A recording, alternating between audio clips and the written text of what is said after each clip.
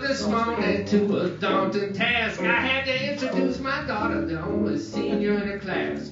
With all the verse and animation, could I make it short and sweet? When I still can't figure out Facebook and I don't know how to tweet, so I struggled with the syntax. I wrestled with the rhyme. If I go on too long, Mr. Shield is over time. So I beg for your indulgence as I try to get it right, cause it's giving me the blues. And there's a sing-along inside.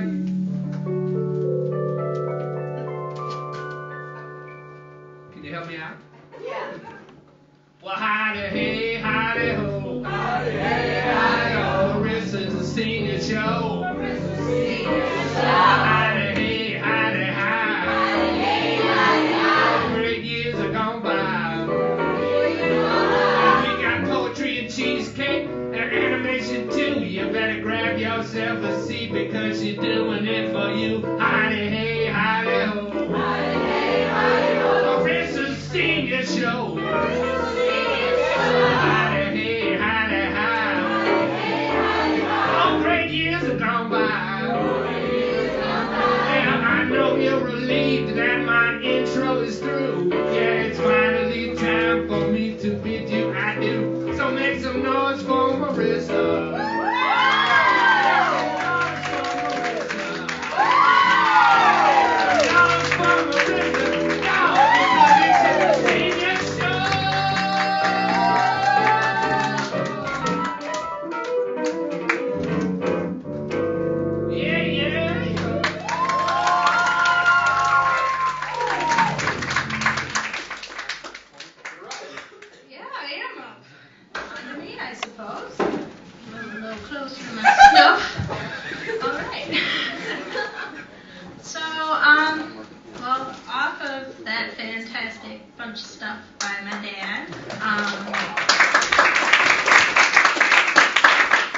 This first poem is called Guidance, and on my computer the file is actually called Parents. And I mean, Katie, you would probably know, and Courtney too, we call our files for our poems all sorts of different things that are not what they actually end up to be, but this one has a lot to do with how I learn, and it was the first poem that I really felt like I know what I'm trying to say with this. I know where I'm going. So here it goes. Guidance. Go get your sturdy box of meditations for me, will you? Slip a lead marble from it past my prattled eardrum, acquaint me with your advice, and motion them further until I listen. I have not been taught how to discern the worth in these words moving through these canals to my nerves. My purpose is not your tight-knit keepsakes, but it is those moments alchemized with my own steadfast and golden that will propel me.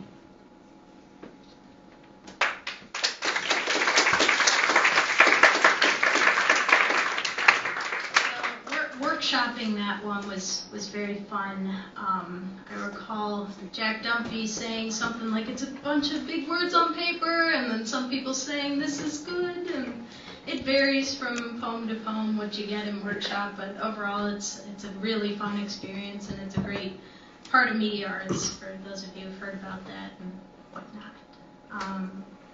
Another thing that I've definitely taken from being in this department is just the amount of stuff we've read. We do a lot of reading, and some of the poets that have influenced me and who I have just loved reading their work, Billy Collins, Lee Young Lee, Louise Gluck are poets who I took excerpts from in this next poem, which is just people I've enjoyed reading. So this one is titled Heydays. In my mug, a fleece filter of sour queries, drag and drilling, jaded rigs, a hot rock eulogy. This poem piper's molten buzz, tumults lined like upshot jelly. I lap up their songs, tilt in the pulp, emboss them on my tongue, in hopes their utterances be the bread and the knife, persimmon, precision, rain streaming from me, rub off on me.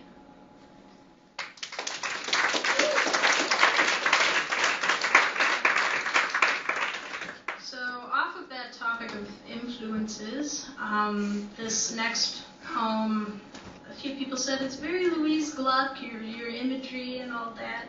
But I think of that a little bit when I look back on this poem, but I also think of a lot of things about kudzu, parasitic vine, blah, blah, blah, kills trees after a bit, but also just seen a lot of it in my life, actually. Driving to Kentucky to visit family, see it all across the hills. My parents apparently talked about it on their first date.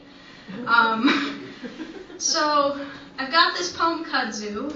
It's sort of a love-hate relationship between the vine and the tree that it wraps around, and not only that, but the sort of questions that come out of that sort of a situation. So, Kudzu.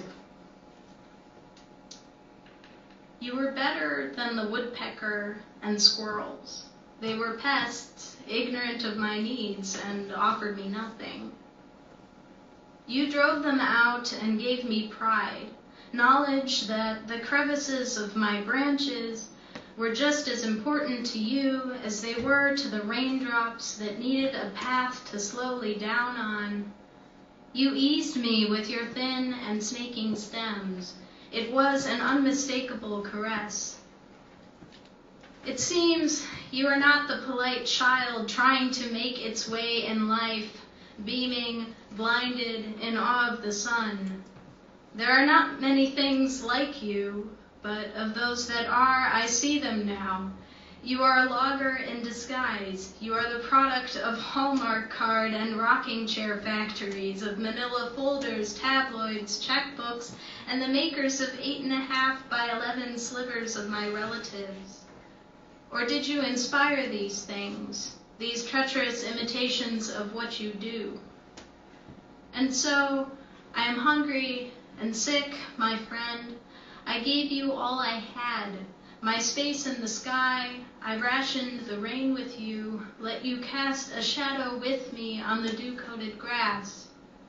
You are a murderous lover, double agent, leader of a quest to level giants, fatal and organic. You know every part of me, down to what made me.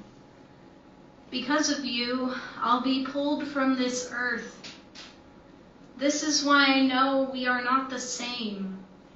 So before I give way, tell me what made you. Tell me before I timber into the shadows streaming from the grass blades.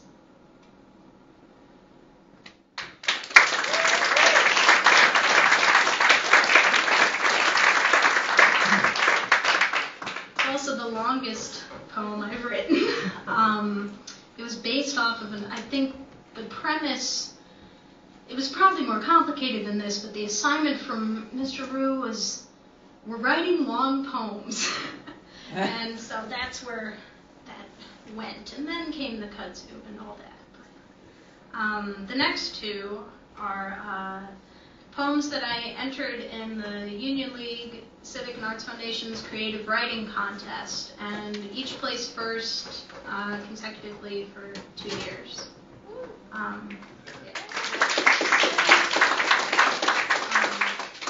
This first one I also read at the AIDS benefit. Some of you may remember that earlier this year. It discusses the relationship between humanity and God, and the metaphor there would be anthills, as is the title. So. Anthills. Even in weariness of your divinity, these homes are effigies of no more and gone again, crushed in the day, pluming on the edges of your shoes. We build them back up, so you will see again how we heal, with joints crackling through these catacombs, and perhaps ponder that we are meant for this earth.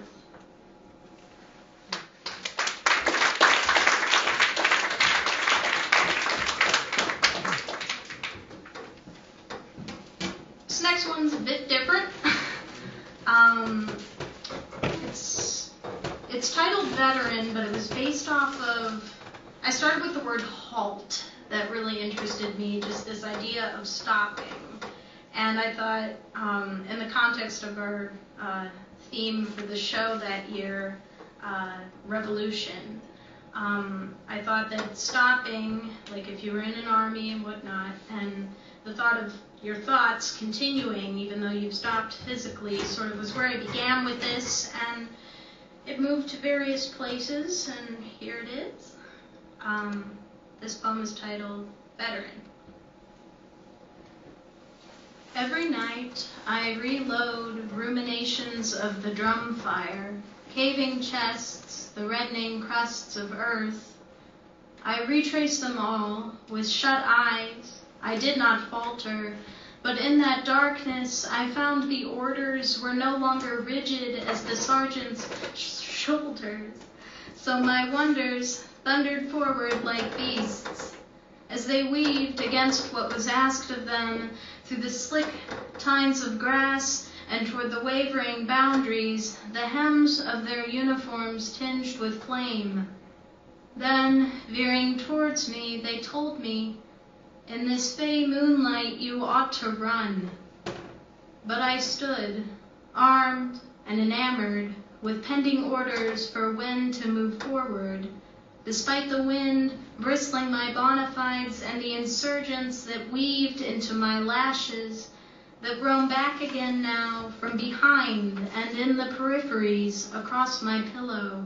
They lift my lids, climb into my pupils, and traverse like bolts through my body. But nowhere in the murk can I reckon with their flames. If I could, I would never sleep.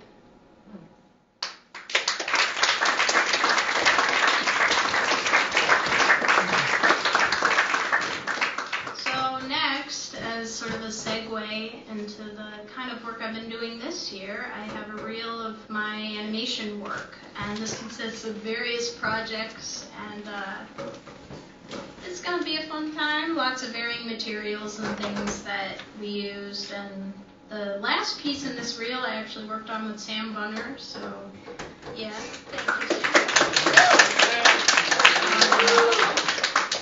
And that'll be the one with the robots.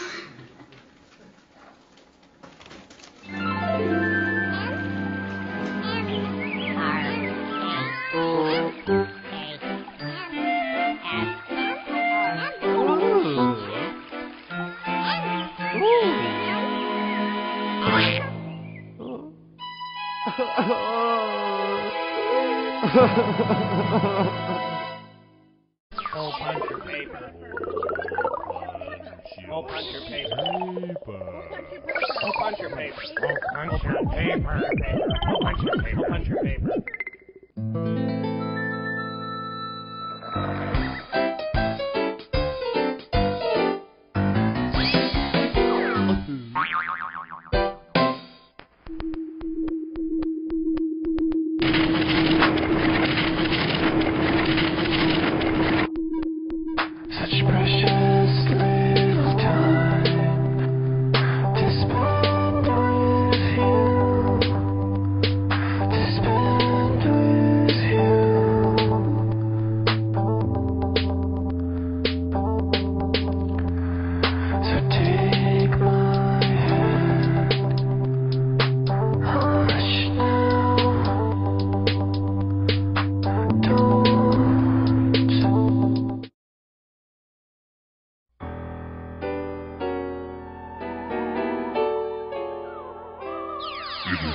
Starscream, ruler of the galactic millennium of Chuntopolis. I will crush you when you rock into small croutons for my salad. Oh no, who's this? Yo, hold it right there, Starscream. Your ass is mine. Get him right there.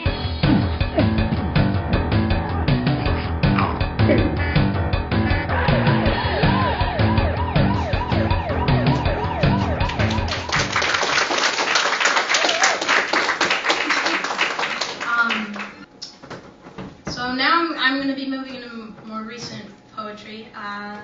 This next poem, titled Listen, I feel like a lot of poets go through a moment where they're either frustrated with their audience or they just want to tell their audience something about poetry, just out of need to say something along those lines. And so this is my poem for that sort of regard, and I wanted to speak to that sometimes it is difficult to read and to learn poetry, either terms or phrases of it, or writing it and having the confidence to do that. And coming from not really knowing how to read till 4th grade, and coming from just not realizing how vast and complicated and interesting language was to where I am now,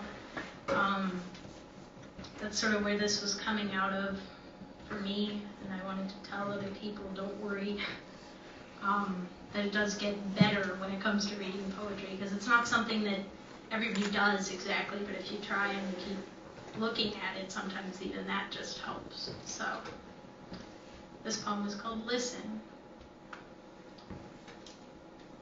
I know there is fear of a loose tongue making sense of you and those unsteady legs you stand on.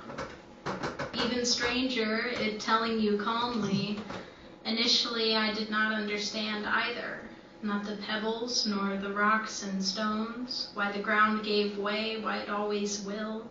Take a second try to see how the words have an explanation and a means, by which they can crawl and change you, by which line after line of specific rock can scare you, but you'll get over it.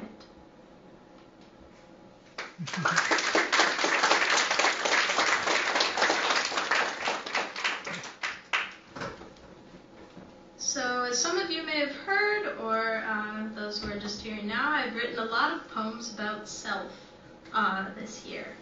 And this poem, I'm sort of discussing perspectives and looking at the world and sort of the hindrances of the body and how that's in the way of what we see.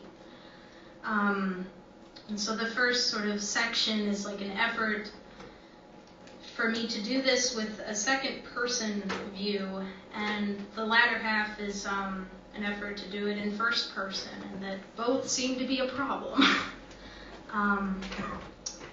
So it's titled Permeation.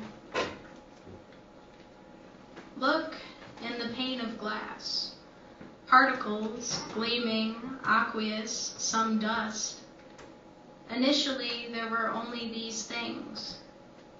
But at second glance, there is the matter of reflection in the composition of the glass, the eyes of a self dimming at itself. Then further, there is a world rendered heavy, all the hills and streets that pre-exist now composed with your face. You try again. This time, there is no window, and instead, there is the lawn, and I am still finding it hard to see.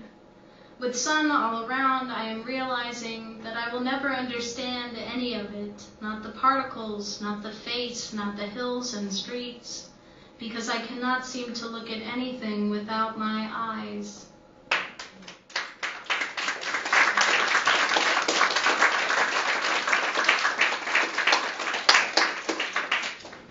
So this next one, I don't know if you can see very well, it seems a little dark, but I have it printed in the program because it's one of those poems that seems to work well on the page, more so than it does out loud, and I wanted to say a word about it before I read it.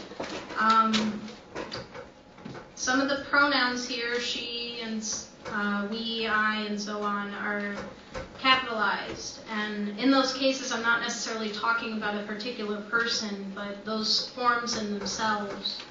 And I was trying to approach that as how am I talking about the self, and asking that question, what am I, what's the best form to do that in? And this poem was sort of spurred off of a close friend of mine, Matt Pino, once said, I love that you can analyze yourself. You're such a third person in your own mind. And I stopped talking. He was sitting on the couch, and I just ran and got my computer and didn't really talk for 45 minutes because I had to write this poem. It felt necessary. So I'm going to read it now. Someone once told me, "You are such a third person in your own mind." She thought to herself, "That sounds about right." And there is something about self, its bones and the multitudes within its bones, that tends to be more easily explained in such a way, because she is not walled in by conceited phrases such as "I am so different from everyone" and "you are nothing like me." But she is treading water always so as not to be drowned by "this is what we are." She is who she tells herself she is, more, bone by slipping bone, foreign to language. She is more than she. She is more than more.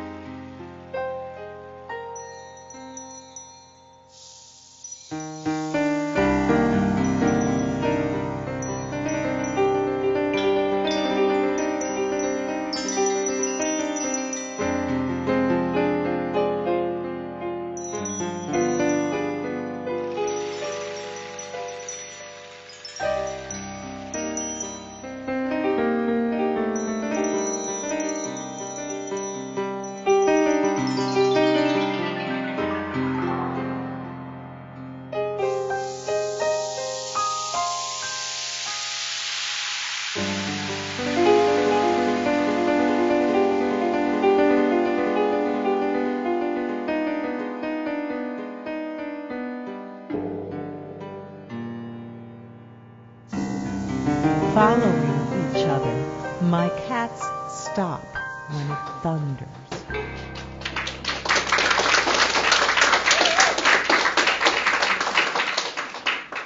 So, this next poem is one that I feel like is really the culmination of a lot of ideas I've been trying to express this year, and it's important to me. In asking the question in the last poem of how do I talk about this, and sort of feeling like I don't know if I can, is it the next question is, where is the self? Is it really there? If I were to reword the title of this next piece. And I feel that this poem is the best answer I have. Where is it? She can't speak well, but she knows. Someone is there. Somewhere, rooted in the mouth, close to the tongue, are the makings of the bones and I.